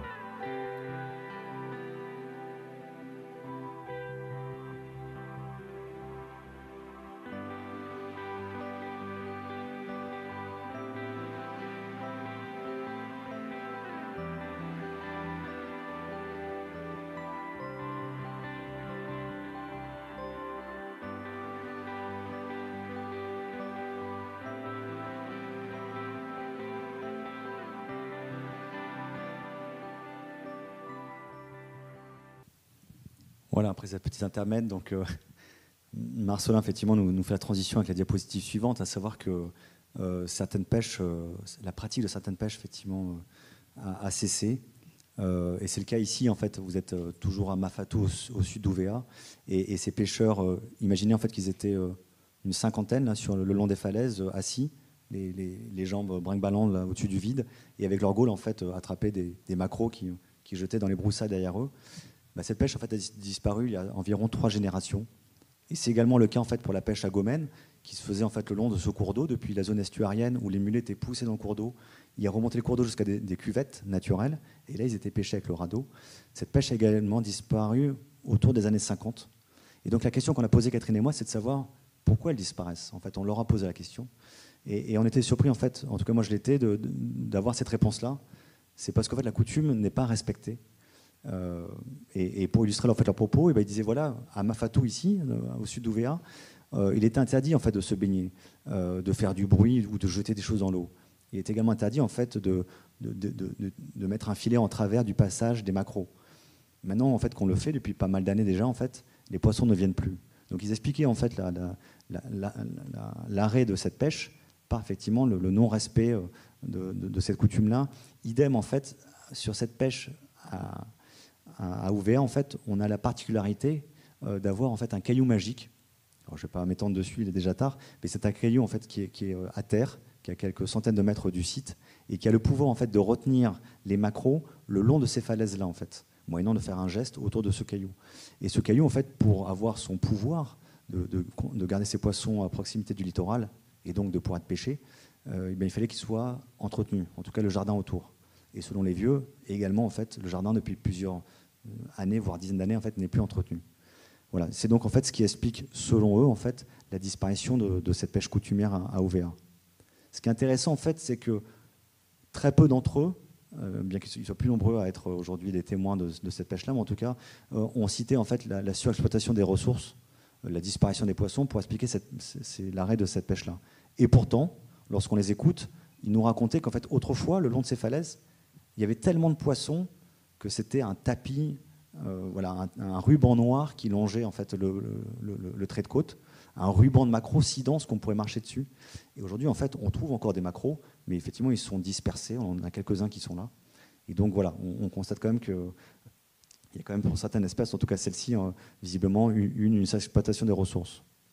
Ce qui est intéressant, et pour conclure mon propos sur cette diapositive, c'est que les différentes interdits et tabous qui autour de ces pêches, également de l'autorisation de pêcher, enfin pas l'autorisation de pêcher, mais lorsque le gardien du site ouvrait la pêche ou la fermait, c'était finalement autant de mesures de gestion qui permettaient, si vous voulez, la pérennité des ressources. Voilà, donc c'est peut-être un rôle bénéfique indirect, en tout cas, c'est probablement effectivement une façon de gérer qui avait de manière traditionnelle ces ressources. Donc on ne va pas terminer sur une note trop triste quand même, dans le sens où beaucoup de ces pêches, et c'est ce qu'on dit aussi dans l'exposition, même si elles ne se font plus concrètement, elles restent dans les mémoires et on en parle, et donc le sens associé à ces pêches continue. De nouvelles pêches se font aussi. Et ce qu'on doit constater par rapport à l'île des Pins, par rapport aux techniques et aux matériaux, c'est qu'ils ont beaucoup changé. Les filets, par exemple, étaient en fibre naturelle, puis en coton, puis en nylon. On s'adapte à ces transformations de matériaux et on va aller pêcher d'une autre manière et dans d'autres lieux. Les pirogues en bois se sont vues, ont manqué disparaître, mais elles sont toujours là, pour plein de raisons différentes dont on parle dans l'expo, mais je ne vais pas les dévoiler ici pour vous inviter à aller à l'expo. Mais il y a aussi des bateaux en aluminium, en fibre. Au niveau des moyens de locomotion, il y a des voiles, il y a des perches, il y a des moteurs. Et tout ça, ça entraîne des changements. Ça veut dire qu'on peut aller aussi un petit peu plus loin. Ça veut dire aussi que certaines espèces qui étaient présentes à un endroit et qui se seraient déplacées pour diverses raisons, soit elles ont disparu, comme tu le dis, soit elles se sont déplacées et elles sont ailleurs. Il y a d'autres moyens pour aller jusqu'à elles, pour pouvoir éventuellement honorer son rôle. Les contextes sociaux se transforment aussi. Là, on a mis une photo d'un transport de touristes sur l'atoll de Nokanwi. Bon, c'était avant, il y a quelques mois. Dans les contextes sociaux qui se transforment, il y a plein de choses. Juste, on va relever qu'il y a de plus en plus d'économies marchandes, ce qui fait que on va aussi pêcher plus pour vendre. On va aussi emmener des touristes avec des bateaux à moteur dans des zones où ça peut faire fuir le poisson. C'est des choses que les gens ont aussi indiqué comme étant un problème pour pouvoir maintenir les ressources dans l'endroit. Il y a aussi plus d'emplois salariés, parfois loin du lieu de vie habituel. Donc les gens sont moins présents sur place. Ça transforme les pratiques, forcément.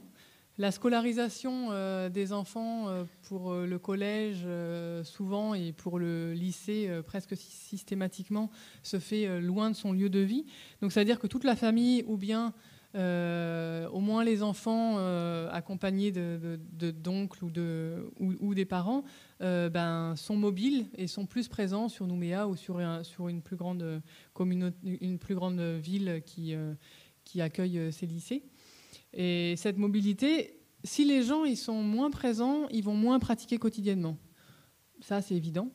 Pour autant, les week-ends, les vacances, c'est des moments où on va se rapprocher encore plus du platier, du récif, pour pouvoir transmettre aux jeunes et faire vivre ce qu'on sait faire, et faire vivre surtout le sens qu'on accorde à ces pratiques-là sur le bord de mer.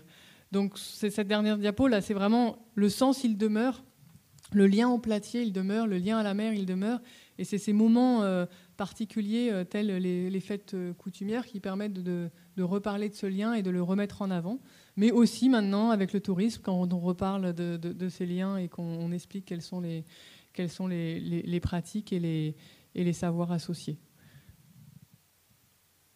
On arrive donc à une partie qui était à peine prévue. C'est comme ça fait déjà 3 heures qu'on parle, on va arrêter. Mais si vous voulez en savoir plus, alors il y a deux ouvrages qui paraissent très très bientôt, voire qui sont parus et qui vont arriver. Donc le premier, c'est celui qui paraîtra en juin 2018, La Nouvelle-Calédonie, les récifs en héritage, qui est sous la direction scientifique de Claude Perry. Et dans cet ouvrage-là, il y a tout un chapitre avec plusieurs participations d'auteurs qui s'intitule « Paroles, pratiques et représentations autour des récifs », dans lequel vous retrouverez quelques éléments dont on a discuté aujourd'hui et d'autres choses. Et je te laisse la parole pour le deuxième ouvrage, puisqu'il te concerne très très fortement. Alors, je crois que c'est une expo. Bon, si vous ne l'avez pas déjà encore vu, effectivement, on vous invite à voir l'exposition en salle Cavitara, juste à côté de la salle Sissia. Elle est en fait au mur du centre culturel jusqu'à la fin du mois de mai, le 28, et ensuite partira en itinérance. Donc je remercie Pétello qui est ici de nous avoir accompagnés dans cette aventure. Et a priori, l'île des Pins serait peut-être la première destination qui accueillera cette exposition. C'est chouette et aussi bien normal parce que ces nombreux pêcheurs ont beaucoup contribué. Au début, ça a été effectivement vu un peu sous l'angle d'une contrainte et petit à petit, ils se sont pris au jeu. Et à la fin, en fait, c'est nous qui étions pris dans les mailles de leur filet.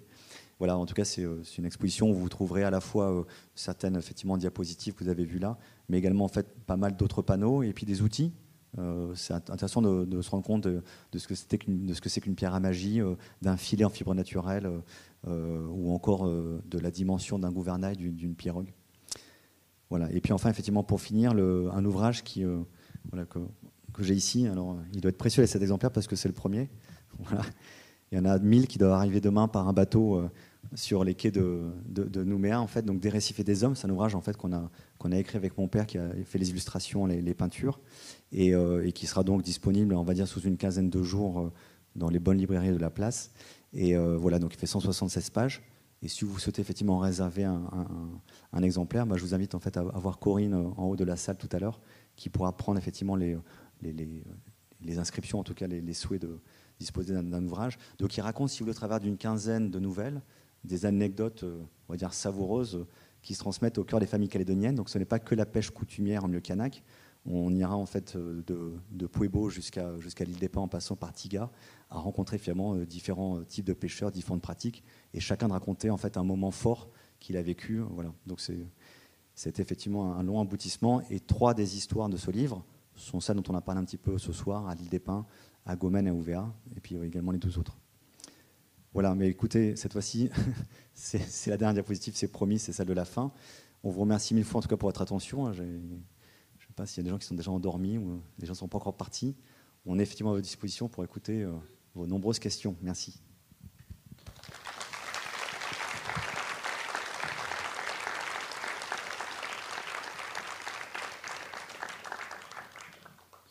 Bien, merci Mathieu, Catherine, pour cette intervention. Comme je vous le disais tout à l'heure, on est 2 de part et d'autre de la salle à disposer de micros. Donc si vous avez des questions, il ne faut surtout pas hésiter. Je pense que j'ai peut-être une précision pour la fin des Mécois. C'était une fin annoncée de toute façon, puisque ce sont des poissons de haute mer qui prennent un risque énorme pour venir presque s'échouer pour frayer. Et à force de les pêcher dans ces conditions-là, on est sûr de fermer le robinet.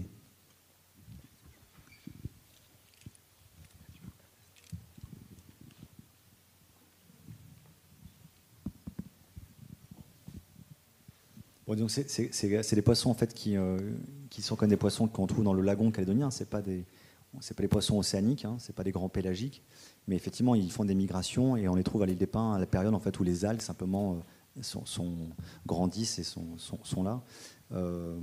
Il n'y a pas de véritable, il n'y a pas d'exploitation, je veux dire, industrielle a fortiori de ce poisson-là en Nouvelle-Calédonie. C'est un poisson qu'on ne trouve pas sur le marché. C'est un poisson effectivement qu'on va pêcher en tribu.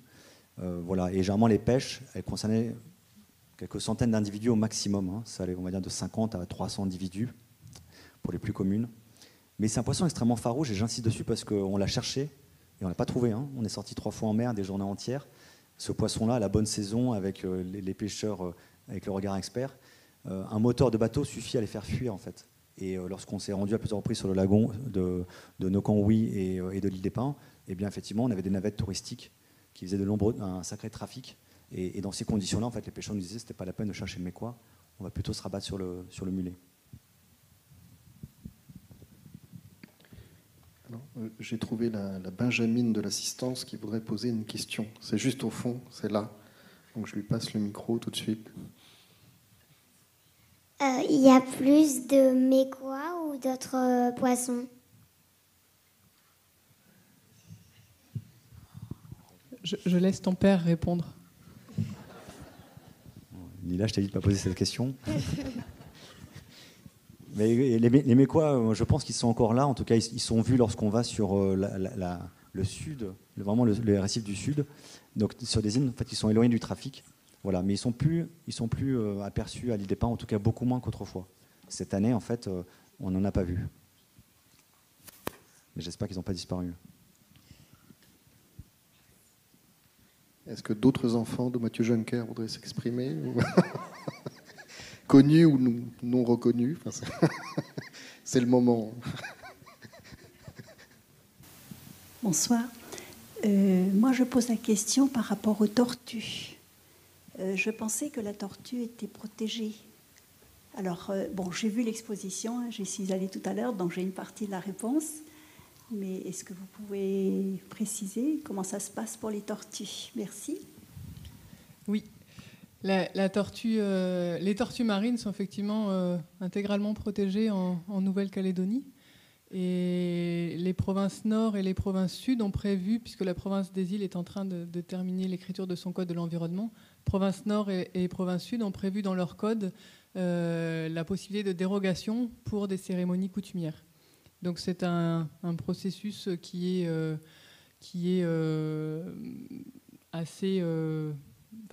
assez clair, dans le sens où tout responsable d'une pêche doit faire une demande écrite à la province. Il y a des gens ici d'ailleurs qui la reçoivent.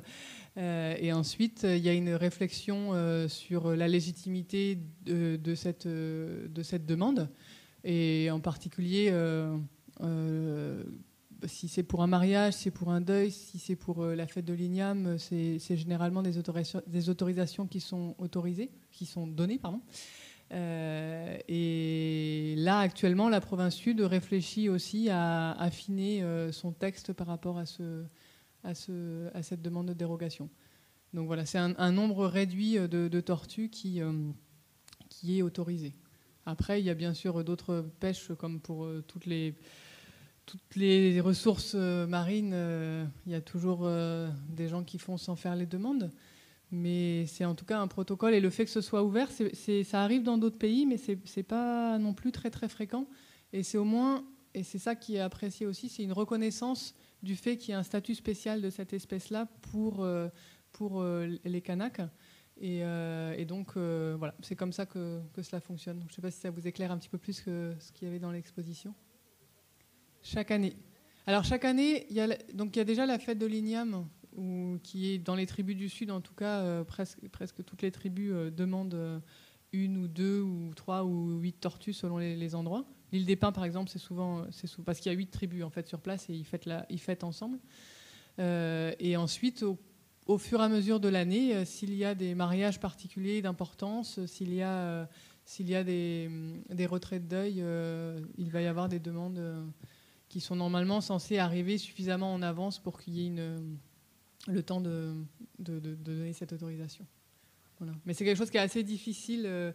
D'abord, la mise en place de la règle a mis un petit peu du temps pour être bien comprise par les gens qui en faisaient les demandes, et quelles étaient les normes. La gendarmerie peut venir vérifier. Enfin, il y a plein de malentendus qui se sont créés autour et qui font qu'aujourd'hui, il y a une réflexion intégrant l'aire coutumière, les aires coutumières et la province là pour réfléchir à mieux ajuster, on va dire, cette réglementation. Et peut-être que quelqu'un dans la salle voudra compléter ce que je viens de dire.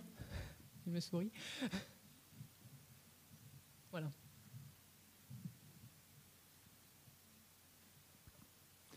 Oui, bonsoir. Je vous remercie de ces exposés. Et il y a un point qui m'a tout de même intéressé, c'est que pour aller à la pêche, il y avait énormément de conditions. Il fallait respecter beaucoup de choses. Et vous avez pu apparemment les suivre pour aller à la pêche. Est-ce que vous avez pu respecter toutes ces conditions? Et est-ce pas à cause de cela que vous n'avez pas vu de poisson? Ah, l'abstinence, il vient de répondre. Ce qui est certain, en tout cas, c'est qu'on est parti à la pêche et beaucoup de personnes savaient qu'on partait. Ça, c'est vrai. Mais après, pour les règles les normes de ce qu'on fait, ce qu'on ne fait pas en mer. D'ailleurs, c'est une petite chose que l'on n'a pas dit pendant la présentation. Il y avait un jeune de Yangen qui était avec nous lors d'une des pêches. Et lui, il a du coup appris en même temps certaines règles, comment est-ce qu'on le fait auprès de ses tontons à l'île des Pins. Et du coup, c'est un exemple aussi de quand on est nouveau dans l'endroit, dans le lieu, et qu'on pratique cette pêche, on va demander. Donc il y a des choses, le fait de parler ou de ne pas parler, par exemple en mer, c'est des choses qui ont été dites. Donc on a respecté tout ce qu'on pouvait respecter, mais la dernière fois qu'ils étaient sortis, on n'était pas là, ils n'avaient pas eu non plus.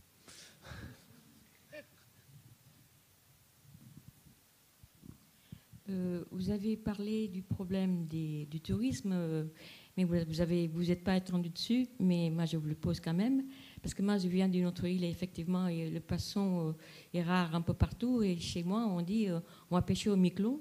C'est pas un Miquelon au Canada, mais enfin un Miquelon pour dire qu'on va très loin parce qu'il n'y a pas de poisson. Alors, je suis ici sur le Caillou depuis très peu de temps et je vois qu'on développe, on fait le nécessaire pour qu'il y ait plus en plus de touristes.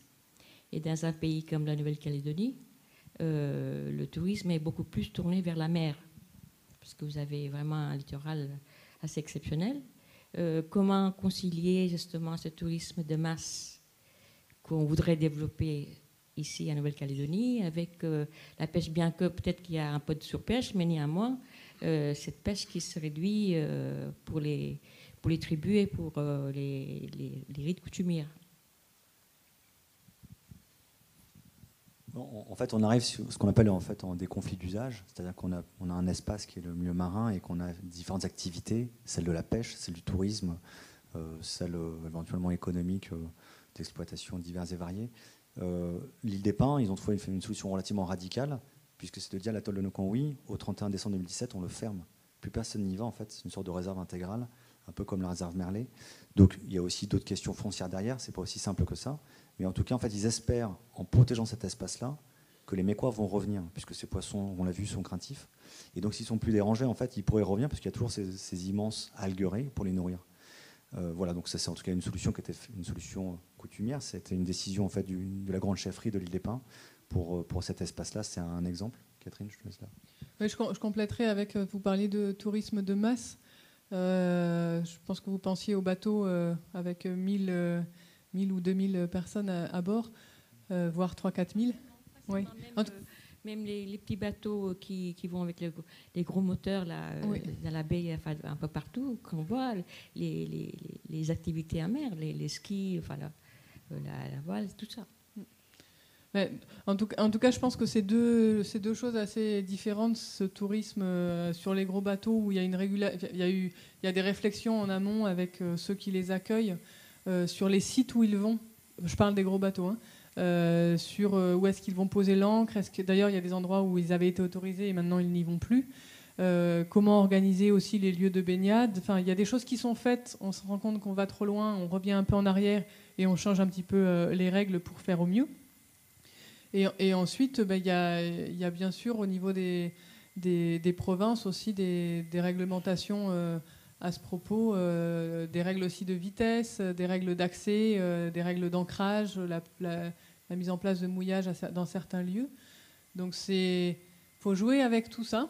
C'est en tout cas comme ça que la Calédonie fait aujourd'hui. Et la volonté de développer le tourisme, elle est bien là et elle est vue aussi comme une alternative à d'autres activités telles la mine, telles d'autres activités qui pourraient avoir des répercussions sur le lagon. Donc l'idée, c'est de réussir l'envie est de réussir à ce que tout puisse se faire, mais en maximisant le respect des lieux et des espèces. Mais bon, là, après, on n'a pas la réponse complète. C'est un petit peu les différentes dynamiques qu'on connaît. Oui. Bonsoir. Je voulais d'abord vous féliciter pour cet exposé passionnant. J'ai compris qu'effectivement qu'il y avait des échanges de poissons entre les tribus de mer et puis d'autres zones plus ou moins éloignées. Ma question en fait porte sur les tribus qui sont justement pas des tribus de mer, qui sont des tribus de terre et qui n'ont pas forcément accès à ces zones-là. Et je voulais savoir si les tribus de mer avaient le monopole sur les zones de pêche ou s'il y avait des accords pour que les autres tribus puissent éventuellement pêcher dans certaines zones qui leur seraient prêtées ou temporairement ou de manière permanente. Voilà. Je vais répondre. Je vais essayer de répondre assez rapidement, mais en tout cas, évidemment, tout le monde peut aller pêcher. Comme le disait Mathieu, c'est pas qu'on le fait. Faut pas le faire n'importe comment. Donc, quand il y a des lieux où on va pêcher, si c'est pas chez soi, même si on est une tribu du bord de mer et qu'on va pêcher dans la tribu du bord de mer d'à côté, logiquement, on va aller demander l'autorisation à ceux qui ont légitimité sur ces zones-là. Donc, ça se fait entre tribus de bord de mer, mais aussi avec des gens de la chaîne qui vont descendre pour pêcher. Donc ça, c'est sur la zone la plus proche du bord de mer. C'est souvent comme ça que ça se passe. Il y a aussi des îlots qui sont particulièrement liés à certaines chefferies, et c'est généralement bien connu qui est-ce qu'il faut aller avoir, et sinon, les gens demandent pour pouvoir le faire. Donc, il n'y a pas des accords écrits, mais il y a des connaissances de comment fonctionnent les règles, les normes. Et puis après, il y a des alliances entre les clans aussi, par les mariages, par le fait d'être lié à telle ou telle tribu de bord de mer. On va plus préférentiellement aller sur ces zones-là. Voilà, c'est un peu une réponse rapide, peut-être caricaturale, parce que c'est pas facile d'aller dans le détail, mais en tout cas, le lagon est ouvert aux gens, à tous, je dirais. Je sais pas si d'autres avaient des compléments à amener, et si je réponds bien à votre question. C'est clair.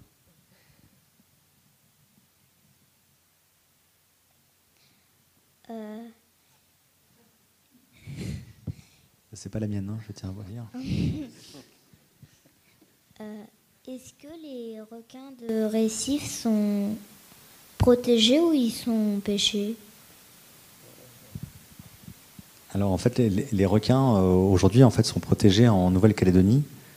Et ceux de récif, ceux qui vivent vraiment au bord de l'île, et puis également en fait les requins qu'on trouve au large. Voilà, donc c'est une chance effectivement que cette espèce, qui est aussi une espèce totémique, à UVA notamment, elle est effectivement protégée dans les 3 provinces. La province des îles, c'est les protections coutumières, c'est pas encore inscrit dans le code de l'environnement, mais en tout cas c'est effectif. Hein. Il arrive que les requins soient pêchés malencontreusement dans un filet, on en voit quelquefois, mais en tout cas ils sont protégés. Il y aura aussi des dérogations comme les tortues.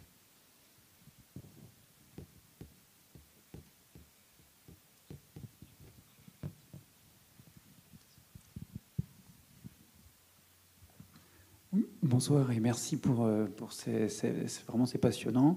J'ai une question. Vous avez souvent évoqué la question des savoirs locaux. Moi, je fais des enquêtes aussi depuis pas mal d'années en Calédonie, depuis plus de 25 ans, et je remarque quand même que les savoirs locaux, il y a une érosion très forte dans un certain nombre de domaines, en particulier tout ce qui concerne les repères en mer, c'est-à-dire il y a 25 ans, dans la baie de Dokin, par exemple, au nord de Lifou, on avait 200 noms, 200 toponymes, rien que pour dénommer les patates de corail qu'il y avait dans la baie. Aujourd'hui, je crois qu'on en connaît encore une dizaine. C'est pareil pour les noms des poissons, par exemple. Hein. On a fait une enquête avec Marc Léopold il y a une dizaine d'années à Ouvéa. On se rend compte qu'il y a un certain nombre d'espèces qui sont relativement peu pêchées, dont on oublie assez facilement le nom. Est-ce que cette question de l'érosion des savoirs locaux est évoquée par les pêcheurs, par les anciens? Est-ce qu'ils en parlent? Oui, ils en parlent. Alors, on a un petit peu parlé des savoirs locaux à propos de la pirogue, notamment de comment on l'a construit, mais aussi comment se nomme chaque élément de la pirogue. C'est un peu en écho avec comment se nomme toute la diversité de tous les poissons, par exemple, ou de tous les noms de lieux. Les gens parlent d'érosion de savoir et c'est pour ça que c'est un petit peu gris aussi les photos de la fin, parce que ces savoirs, ils sont un peu perdus du fait que les gens ne sont pas présents. Et après, il y a quand même une volonté de certaines personnes et de certaines familles de revenir sur ces savoirs-là et essayer de renforcer, alors c'est des petits groupes de savoirs, on va dire, ces savoirs-là. Et après, quand je disais tout à l'heure que les gens avaient des savoirs très fins sur le récif, j'aurais tendance à dire, mais là je vais peut-être un petit peu vite, il y a beaucoup plus de savoirs sur le platier qui sont maintenus, notamment au niveau des noms de lieux, que ceux qui sont un peu plus éloignés. Mais c'est mon sentiment par rapport aux différents échanges que j'ai eus, mais c'est aussi les lieux qui sont pratiqués les week-ends facilement avec les petits-enfants ou avec les neveux et nièces. Mais oui, ils en parlent et ils s'en inquiètent, les pêcheurs qu'on a rencontrés. J'ai un souvenir qui m'a marqué à Ouvéa lorsqu'on a fait une enquête là-bas sur la pêche à Mafatou, la pêche à la Toulée, ce maquereau. Donc en fait, ils sont plus beaucoup en fait à avoir vécu cette pêche-là, puisque c'est en 1950. Donc avoir 20 ans en 1950, effectivement, ça fait un certain âge aujourd'hui. Et donc Lazare, le plus vieux, il a 87 ans, 88 ans. Et en fait, lorsqu'il a raconté l'histoire, ses souvenirs, en fait, j'étais amusé de voir en fait que toute la petite famille qui était en fait autour, elle s'est rapprochée en fait de la table. Et en fait, au fur et à mesure en fait, qui racontait un petit peu comment se déroulait cette pêche-là, qui l'organisait, le rôle, etc. de chacun, en fait, on sentait qu'il y avait une écoute attentive et comme si en fait eux-mêmes voulaient soit réécouter, soit apprendre ou réapprendre en fait cette histoire. Et en fait, je l'ai découvert également ailleurs, en fait, de presque l'opportunité finalement de ces enquêtes pour les petites générations de venir écouter l'histoire finalement qui. Est-ce qu'elle s'échange plus? Je l'ignore. Est-ce que les enfants sont occupés à d'autres activités? Mais c'était surprenant en fait de voir que l'intérêt que portaient les plus jeunes sur ces pêches disparues. Et puis il y a une petite chose en plus aussi, c'est que les vieux vont dire je transmets pas, mais c'est parce que aussi les jeunes ils viennent plus me voir pour transmettre. Donc il y a une attente qui est l'impulsion des deux côtés. Et ça c'est quelque chose qui est intéressant à remarquer. Et du coup ces moments-là ils créent ce dialogue-là qui n'avait pas été impulsé ni par l'un ni par l'autre, alors qu'avant ça se faisait plus habituellement. Ouais, pour rebondir sur cet aspect que vient d'évoquer Jean-Brice Reinschmidt sur l'érosion des savoirs et la transmission qui se fait peu ou qui se fait mal. Alors on l'a cité tout à l'heure, le département Recherche Patrimoine fait des enquêtes de terrain.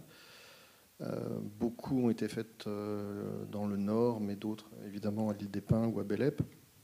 Et il y a quand même une masse d'informations qui sont disponibles désormais sur le catalogue que j'évoquais tout à l'heure. Hein. Donc quand vous faites adck.nc, catalogue de la médiathèque et publications multimédia, vous pouvez entendre les langues. Et quand vous êtes locuteur, redécouvrir peut-être une technique, un chant, une généalogie, un aspect foncier, que sais-je. C'est-à-dire que le travail qui était réalisé depuis le 2002, il y avait parfois urgence à récolter de l'information, et information, comme vous l'avez dit, qui circulait mal ou qui ne circulait plus, et que certains peuvent se réapproprier aujourd'hui. Alors oui, c'est peut-être pas près d'un feu, mais en tout cas c'est une des pistes possibles pour cet aspect culturel. Et il y a déjà des personnes qui viennent spécifiquement au centre pour, par exemple, on en a discuté la semaine dernière avec Yvan, il y a que pour préparer un discours généalogique, ils viennent revoir et écouter ce qui a été collecté il y a 10 ans parce que le vieux est décédé. Et donc, la transmission qui était uniquement orale avant, là, il y a un mix entre les deux, entre l'oral, l'écrit, ce qui est collecté, ce qui ne l'est pas, ce qui est collecté et ce qui est transmis directement par les personnes. Et voilà. Puis l'irruption de la modernité, c'est-à-dire que le numérique permet aussi de consulter hors les murs ces informations quand on est loin de Nouméa, mais qu'on a quand même accès à un ordinateur et à Internet. Voilà. Et je dois avouer, en fait, peut-être de la part des quelques vieux pêcheurs que j'ai pu rencontrer, qu'il y a vraiment un souhait de vouloir transmettre. C'est-à-dire que lorsqu'au cours des enquêtes qu'on a pu mener, en fait, on a eu finalement très peu de difficultés. On a fait un geste, on était accompagné, on empruntait les bons chemins. Mais en fait, je veux dire, la porte s'ouvrait tout de suite. On a eu finalement beaucoup de facilité à accéder tant à OVA en fait, qu'à l'île des Pins et ailleurs. Hein. Ce livre aussi, c'est une quinzaine d'histoires Julien Cadenis. En fait, finalement, les gens en fait ouvraient leur cœur parce qu'ils parlent aussi avec leur cœur et leur mémoire et souhaitaient finalement la partager. Donc, j'ai ressenti presque une attente. Finalement, c'était bienvenu et relativement facile. Il y a d'autres histoires encore à collecter sur d'autres thèmes que la pêche. C'est un prétexte pour découvrir les gens. Est-ce qu'il y a d'autres questions à collecter ce soir ? Bonsoir, merci pour votre travail. Ma question est la suivante, c'est comment est-ce que les tribus et les clans de la mer perçoivent la réglementation qui est mise en place par les provinces au niveau de la protection du lagon, que ce soit les réserves, les espèces protégées, les saisons de pêche. Est-ce que c'est développé avec leur savoir et leur connaissance? Est-ce que c'est raccord avec ce qu'ils ressentent ou pas du tout? Et est-ce que chacun fait sa soupe de son côté? C'est pas une question facile. Et en tout cas, il n'y a pas une seule réponse parce que voilà, il y a une grande diversité dans les habitants et donc chacun voit les choses différemment. Je dirais que bien souvent, on entend que c'est important de protéger et donc, alors de quelle manière ça, il va y avoir des règles de la province qui sont ou des provinces qui sont appréciées, d'autres qui le sont moins. Je sais que là, dans le travail qu'on mène dans le Nord sur les pêches, la question de la taille des poissons, quand la taille diminue, les pêcheurs s'en inquiètent en particulier et se disent mais tiens, il n'y a pas de réglementation sur la taille vraiment sur cette espèce-là, est-ce que ça ne devrait pas être le cas? Donc, et il y a quand même de plus en plus d'échanges. Les codes de l'environnement, ils évoluent aussi. Donc s'il y a eu des choses qui ont été faites sans qu'il y ait du tout consultation ou connaissance des pratiques et des savoirs locaux à un moment, et des savoirs locaux, pardon, il y a aussi certaines réglementations qui sont réfléchies aujourd'hui à l'aune des savoirs qui sont collectés. Et donc ça, on l'a dans les deux provinces de la Grande Terre et en province des îles. Le code de l'environnement, il est récent, donc il a aussi eu l'opportunité de voir l'expérience des autres codes et du coup de travailler un petit peu autrement sur certains points.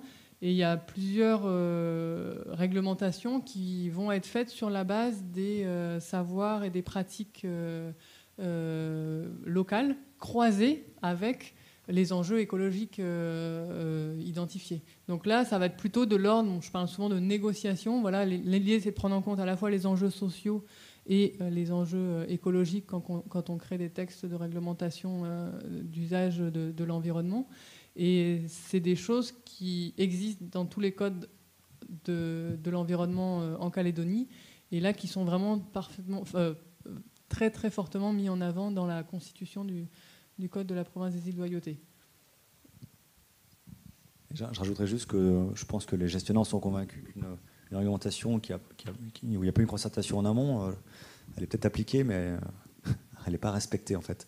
Il faut vraiment effectivement qu'il y ait une appropriation de cette réglementation-là pour que finalement elle soit efficace. Donc, en tout cas, je pense qu'à l'usage, en fait, on montre que ce qui a été fait peut-être trop rapidement ou sans qu'on se concerte avec tout le monde, en fait, marche pas forcément pour le mieux.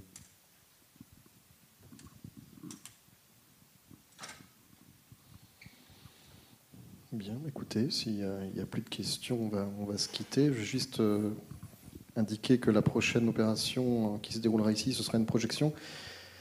Vous avez peut-être vu l'affiche en entrant, donc la projection d'un film musical autour d'un groupe de reggae maori qui s'intitule The Pa Boys, donc le 12 avril à 18h15. Et vous êtes les bienvenus. Merci à tous. Merci. Merci à tous, effectivement.